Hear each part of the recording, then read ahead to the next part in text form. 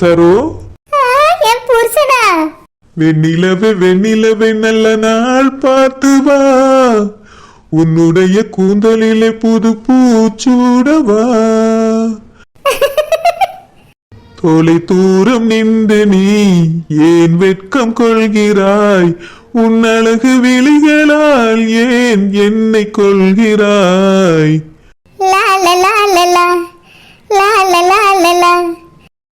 கண்ணோடு கண்ணும் ஒரு நெஞ்சோடு நெஞ்சும் வந்து பழகும் பொழுதில் இடையில் ஏது வார்த்தை. தொலை தூரம் நீயும் தொட முடியாமல் நானும் என்று தவிக்கும் பொழுதில் இனிக்கவில்லை வாழ்க்கை.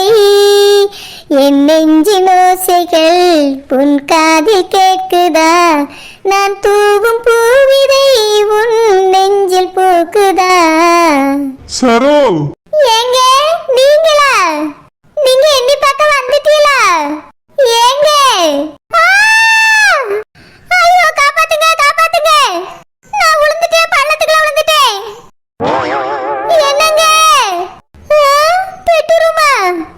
சே அதான பார்த்தேன், பேதியற்ப அவனாவது வாரதாவது.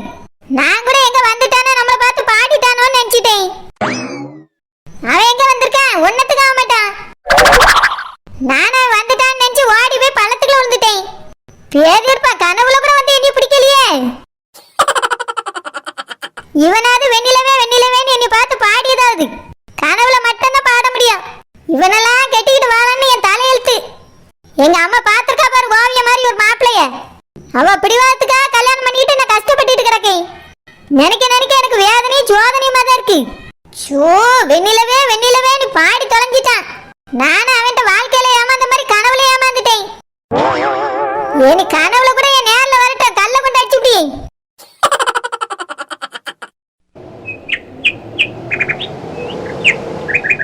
ஹலோ பிசாண்டி, நான் தான் ஓனர் சரோஜா பேசுறேன். நீங்களாக்கா? என்ன வானரி, எப்பவுமே நேர்ல தான வருவீங்க, இன்னைக்கு என்ன போன்ல வந்திருக்கீங்க? அது ஒரு அவசியமா தான் வந்திருக்கேன்டி. ஏன் நேர்ல வந்து பேச நீ ஆசைப்படுறீங்களோ? வேண்டாம் வேண்டாம், எது சொல்லணும்னாலும் போன்ல சொல்லுங்க. ஏதாவது அனுப்பணும்னா போன்ல அனுப்பி விடுங்க. என் தங்கச்சி தான் அனுப்பணும், போன்ல அனுப்பி விடட்டுமா? பேதி எடுப்பா மீன்காரி ரொம்ப தான் ஜலிச்சுக்கிறியா? ஏன் உன் வீட்டு பக்கம் நாங்க வந்துட கூடாதாக்கோ? அப்படியே தங்கமா வைரமா கொட்டி வச்சிருக்கா.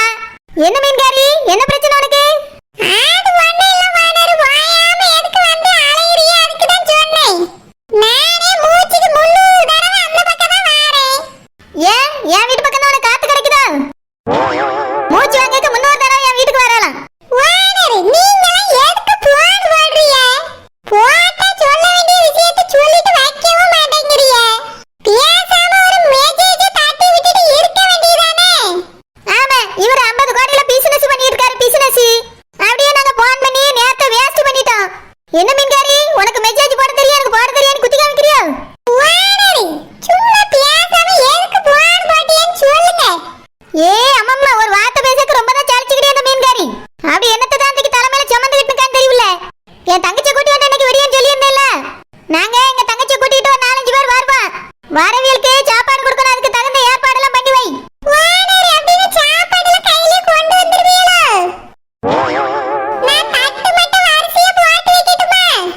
எதுக்கு மீன்காரி, எதுக்குன்னு கேக்கேன். என்ன தட்டை எடுத்துக்கிட்டு உன் வீட்டுல வந்து பிச்சை எடுக்க வரேன்? பேதி இருப்பா மீன்காரி, நான் உன்ட்ட அன்னைக்கு என்ன சொன்னேன்? வரவியலுக்கு சாப்பாடுலாம் ரெடி பண்ணி வைன்னு சொன்னேனா இல்லையா? இப்போ என்னமோ ஒண்ணுமே தெரியாம தட்டை எடுத்து வைக்கிட்டா தாளம் போடட்டுமான்னு கேக்கா? வானரி அதுல இருந்து இதுல கூட்டிட்டு வந்து விடுறதுக்கு எதுக்கு 5-6 பேர் வரணும்? உங்க அம்மையை மட்டும் கூட்டிட்டு வந்து விட சொல்லுங்க வானரி. அது முடியாதுன்னா சொல்லுங்க, நானே அங்க வந்து என் மார்மாவளையும் பேத்தியும் கூட்டிட்டு வந்துறேன். எதுக்கு நீங்க சிரமப்பட்டுட்டு கிடக்குறீங்க?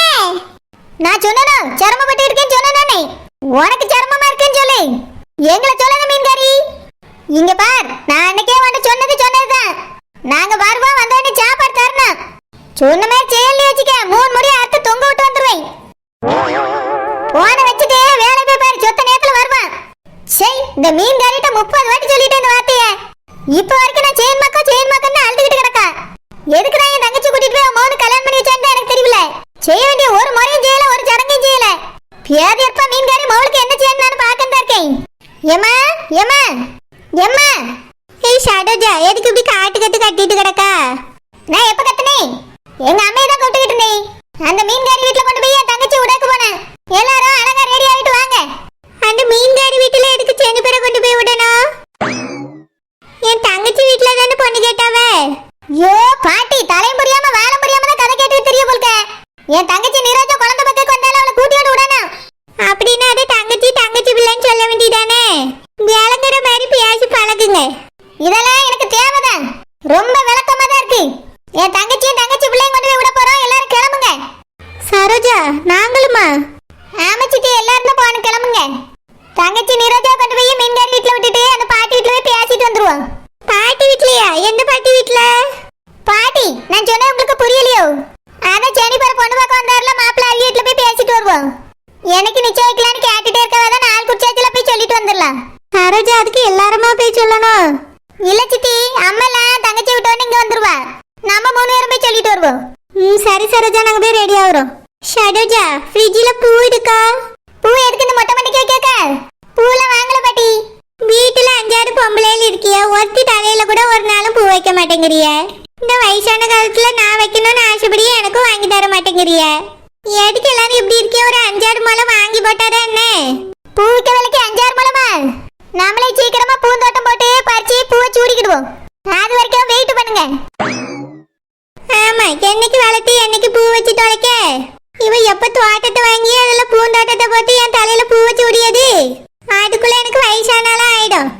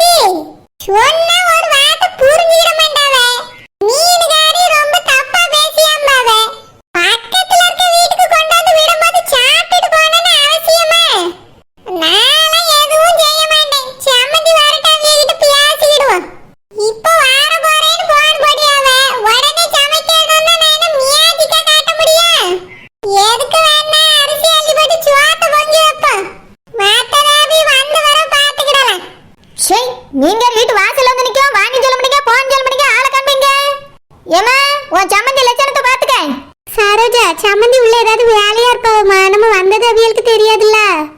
இருமா கூப்பிடுவோம். சம்மந்தி சம்மந்தி. வேணாம் தான் பண்ணிட்டு இருக்க. மீன்காரி ஏ மீன்காரி வாங்க வாங்க வந்துட்டீங்களா? எல்லாரும் உட்காருங்க. நீரஜம்மா மாமா என் பியாத்தி என்ன சொல்லியா? இந்த மீன்காரிக்கு என்ன பிரச்சனைன்னு கேட்டுக்கிட்டு இருக்கா.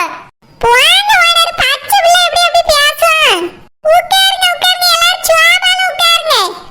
ஆமா பெரிய சோபா கிடக்குதுல எத்தனை பேர் உட்கார முடியும்? நீரஜம்மா நீ பிள்ளை தூக்கிட்டு உள்ள வாமா மத்தவி உட்காரட்டும். சரியத்தா. சாமந்தி ரொம்ப சந்தோஷம் என் மார்மோளே பியாத்தி கொண்டு வந்து விட்டதுக்கு. இருக்கட்டும் சாமந்தி. அப்புறம் ஏதாவது குடிக்கிறீங்களா இல்ல கிளம்புறீங்களா? என்னது?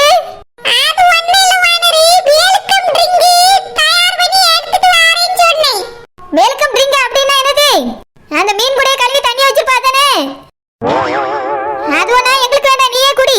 இப்பவே சோத்த போடு சாப்பிட்டு கிளம்பட்டோம். வானரி சாப்பிடல சாப்பிடல முதல்ல எல்லாரும் உட்காருங்க. சாமந்தி உட்காருங்க சாமந்தி.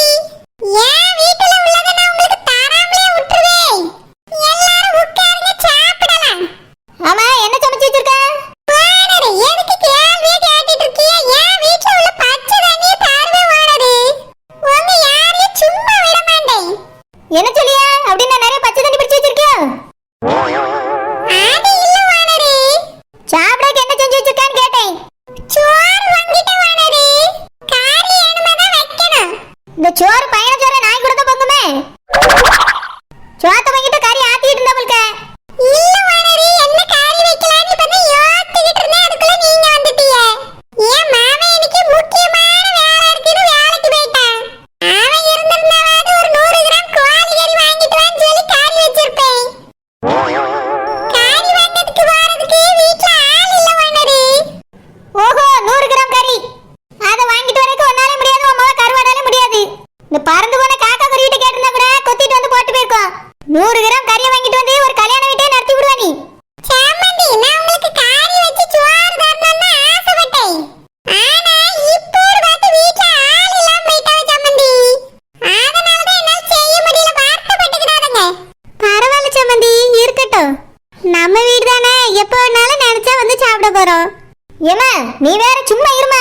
இந்த மீன்காரிட்ட நான் ஒரு வாரமா சொல்லிக்கிட்டு தான் இருக்கேன். இன்னைக்கும் கூட காலையில தூங்கி மச்சோனே அவளுக்கு போன போட்டு சொல்லியாச்சு. நம்ம வந்ததுக்கு ஒரு காரணம் சொல்லிட்டு நிக்கா பாரு. சோறு பொங்கிட்டாலா 100 கிராம் கறி வாங்கிட்டு வரதுக்கு ஆள் இல்லையா? இங்க பாரு மீன்காரி, உன் வீட்ல இன்னைக்கு சாப்பிடாம நாங்க போக கூடாது. அதனால ஏதாவது போய் செய் போ. தம்பி சேகரி, சும்மா இருக்க முடியலையா? வாய் மூடிட்டு கொஞ்ச நேரம் சும்மா இருக்கணும். அந்த மீன்காரியே சமைச்சு எடுத்துட்டு வருவா. இங்க பாரு மீன்காரி, இன்னைக்கு உன் வீட்ல கை நினைக்காம நாங்க போக போறது கிடையாது. போ சமைச்சு எடுத்துட்டு வா. வானரே, சோறு பொங்கிட்டேன், என்ன கறி வைக்கலாம்னு சொல்லுங்க வானரே. ஆமா, சோறு பொங்கிட்டேன்னு விளம்பரம் பண்ணிட்டே நில்லு. உலகத்துல யாரும் செய்யாத வேலை செஞ்சுட்டா. வானரே, என்ன கறி வைக்கலாம்னு ஒரு ஐடியா கொடுங்க வானரே. எனக்கு வேற திருதுப்புடி இவ்வளவு வேர் வந்த உடனே என்ன செய்யறது ஏது செய்யறதுன்னு கையும் ஓடல காலும் ஓடையில. என்ன மீன்காரி, எவ்வளவு பேர் வந்துட்டோம் அப்படி? உன்கிட்ட பேசும்போதே சொன்னீல 5 பேர் வருவா நீ. சொன்னியே வானரே, ஆனா இதுல இருந்து வந்துட்டு சோறு திங்க மாட்டியேன்னு நினைச்சிட்டேன். நல்லா நினைப்பா மீன்காரி. எங்க அம்மா தலையில மட்டும் தேனாம வந்து முளை வரைச்சிட்டு போ. உன் சோறு வேண்டாம் ஒண்ணு வேண்டாம், நாங்க போறோம். ஷடோஜா, அப்படிலாம் சொல்லாதம்மா. பிள்ளையை கொண்டு வந்து விட்டுருக்கோம், அப்படி வெறும் வயிறால போக கூடாதுமா. இந்த மீன்காரி வீட்டுல கஞ்சோ கூழோ எது கிடைக்குதோ வாங்கி மனசார சாப்பிட்டுட்டு தான் போகணும். ஏன் மீன்காரி, அதான் சோறு பொங்கிட்டால, டக்கு பக்குன்னு போய் ஒரு குழம்பு வை. என்ன கறி வைக்கலாம்னு சொல்லுங்களேன். அதுவா, சாம்பார் வை. சாம்பாருக்கு முக்கியமா போட வேண்டியது பருப்பு தான், அது இல்லையே. இருக்காது, உன் வீட்ல ஒண்ணுமே இருக்காது. ஆமா, என் தங்கச்சிங்க இருக்கும்போது தினாம மீன் கறி வச்சேன்னு சொல்லி உண்மையா பொய்யா?